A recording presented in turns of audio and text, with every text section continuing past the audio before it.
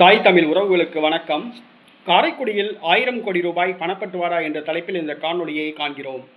காரைக்குடியில் 1000 கோடி ரூபாய் பணப்பட்டுவாடா. காரைக்குடியில் செந்தமிழன் சீமான் போட்டியிடுகிறார். நாம் தமிழர் கட்சி தலைமை ஒருங்கிணைப்பாளர் செந்தமிழன் சீமான் போட்டியிடுகிறார்.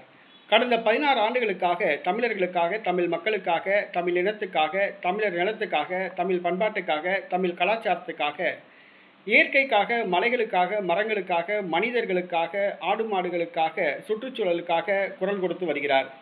செந்தமிழன் சீமான் கடந்த 16 ஆண்டுகளாக அவர் தமிழ்நாட்டில் ஒரு அசைக்க முடியாத ஒரு சக்தியாக ஆளுங்கட்சிக்கு சிம்ம சொப்பனமாக திகழ்ந்து கொண்டிருக்கிறார். இந்த முறை காரைக்குடியில் களமிறங்கியுள்ளார்.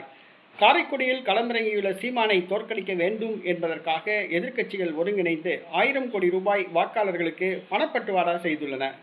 குறிப்பாக காங்கிரஸ் வேட்பாளர் மாங்குடி, இவருக்கு முன்னாள் மத்திய அமைச்சர் ப. சிதம்பரம், அவருடைய மகன் கார்த்திக் சிதம்பரம் இணைந்து 500 கோடி ரூபாய் வரை வாக்காளர்களுக்கு பணப்பட்டுவாடா செய்துள்ளனர்.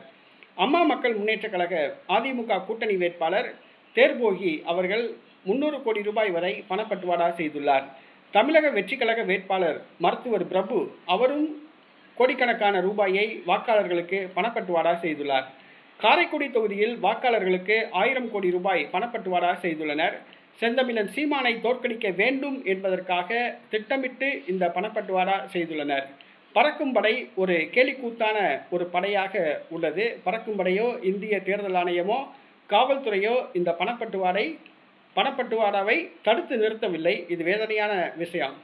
செந்தமிழன் சீமான் பணத்தை நம்பியல்ல, மக்களை நம்பி களமிறங்கியுள்ளார். காரைக்குடி மக்கள், எளிய மக்கள் எந்தவித பிரதிபலன் எதிர்பாராமல் மக்களுக்கு சேவை செய்ய களமிறங்கியுள்ளனர்.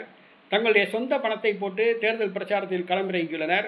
ஆகவே காரைக்குடி மக்கள் வாக்காளர்களுக்கு பணப்பட்டுவாடா செய்திருந்தாலும் கூட அந்த பணத்தை வாங்கி கொண்டு திமுக, அண்ணா திமுக, காங்கிரஸ், தமிழக வெற்றி கழக வேட்பாளர்களுக்கு வாக்களிக்கக்கூடாது.